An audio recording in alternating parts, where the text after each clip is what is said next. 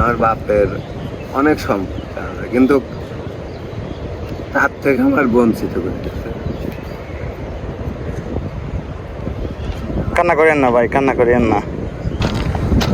আসসালামু আলাইকুম, কি অবস্থা ভাই, ভালো আছেন? কি বিক্রি করেন এটা? পিঠা ভাইয়া, এটা কি পিঠা? জামাই পিঠা? ও পিঠা নাই। ও আচ্ছা আচ্ছা, স্যার একটা দেখি তো, পিস কত করে বেচেন? 5 টাকা পিস। 5 টাকা? অনেক টেস্ট হবে। তো আজকে কত টাকা বিক্রি করছেন? মানে আর কি 1000 টাকা বেশি। ও আচ্ছা, আপনার বাড়ি কোথায়? আমাদের দেশের বাড়ি কুষ্টিয়াতে। কুষ্টিয়াতে? কুষ্টিয়া কক্সা।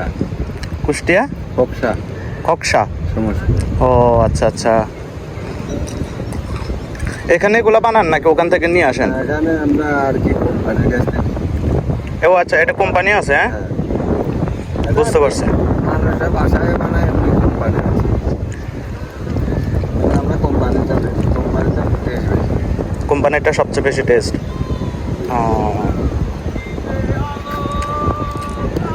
তো ফ্যামিলিতে কে কে আছে আপনার?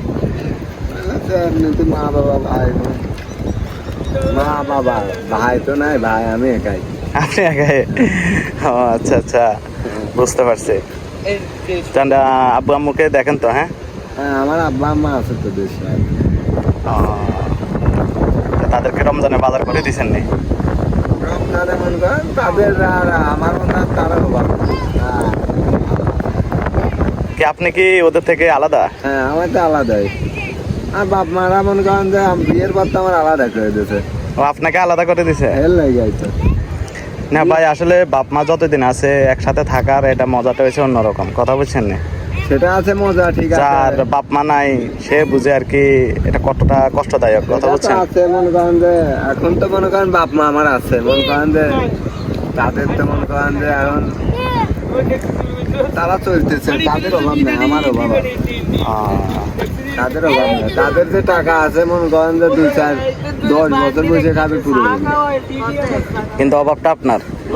আমার তো মনে করেন যে পোলা বানাতে বহু চাল বলা আছে, আমার তার মনে করেন টাকা পয়সা কিছু দেয় না, যে এগুলা দিয়ে মনে করেন যে আপনি খুবই খাবো।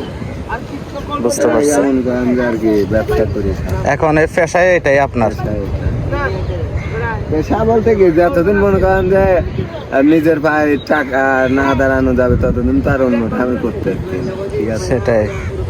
মনে করেন যে এদিকে মনে করেন যে আর মনে করেন যে 10-15-20 হাজার 30 হাজার টাকা মতো দিন আছে, এই টাকাগুলো মনে করেন মানুষের দিতে হবে, তারপরে মনে করেন যে নিজের পায়ে দাঁড়াতে হবে। বুঝছি ভাই। ঠিক আছে ভাই, আমার যতটুকুই আছে এটা আপনাকে খুশি মনে দিলাম। হ্যাঁ ভাই, নেন, ধরেন, দেন দেন, নেন নেন, সমস্যা না ভাই, আমি খুশি মনে দিলাম আপনাকে। নেন নেন, এটা নিয়ে আপনি ইয়ে করবেন। লাইভ। হ্যাঁ, ঠিক আছে ভাইয়া, দোয়া করবেন, দোয়া করবেন। কথা বলছেন আপনার ভাই হিসাবে, ঠিক আছে ভাইয়া, ভালো থাকেন। হ্যাঁ, সালাম আলাইকুম। কুষ্টিয়াতে মানুষ দেখতে পারে এরকম পরিস্থিতি করে দেবে। এটা আল্লাহ তাআলার ইচ্ছা। আসলে আমার বাবা মনে করেন যে আমার মনে করেন যে অনেক মনে করেন যে আমার বাপের অনেক সম্পদ আছে, কিন্তু তার থেকে আমার বঞ্চিত করতেছে। কান্না করেন না ভাই, কান্না করেন না। আসলে বুঝতেছি না কিছুটা বাপ মায়ের মনটা কেন করে ছেলে সন্তানের উপরে। ছেলে সন্তান অন্যায় করবে, যা করবে করে ছেলে সন্তান হিসাবে বুকে টানি অবশ্যই নেওয়া দরকার। প্রত্যেকটা বাবা মার কথাই বলতেছি, তাদের একটা ভুল সিদ্ধান্তের কারণে তাদের ছেলে সন্তান কতটা কষ্ট ভোগ করতেছে বা কতটা কষ্ট পাচ্ছে, তারা এই জিনিসটা বোঝা দরকার। আমার বাপ যখন আমাকে বিয়া দিছিল, আমার তো জীবনটা এভাবে ছিল না, ঠিক আছে? মনে করেন যে আমার যখন বিয়া দিছিল তখন বলছিল তুই আর জীবনে তোর কাম টাম করতে হবে না, তুই কাম আমি তোরে করে খাওয়াবো। কিন্তু বিয়ের মনে করেন যে 6 মাস 1 বছর পরে আমার আলাদা করে দিল। আলাদা করে দেওয়ার পরে মনে করেন যে এখন আমার জীবনটা এমন পর্যায়ে হয়ে গেছে, আমার 2-3 একটা মনে করেন যে আমার ছেলেটা তখন পেটে 3 মাসে পেটে ধুয়ে আমি আসার পরে আমি সন্তান জন্ম 17 দিন পরে আমি দেশে যাই। এটাই আমার ওই ছেলের আমি শ্বশুর বাড়িতে নিয়ে আসি। তাই দুঃখের বিষয় আমার বাপ মা হুম। আমার ওই সন্তানের পিছনে এক খরচ। এতটা অর্থ সম্পদ থাকার পরও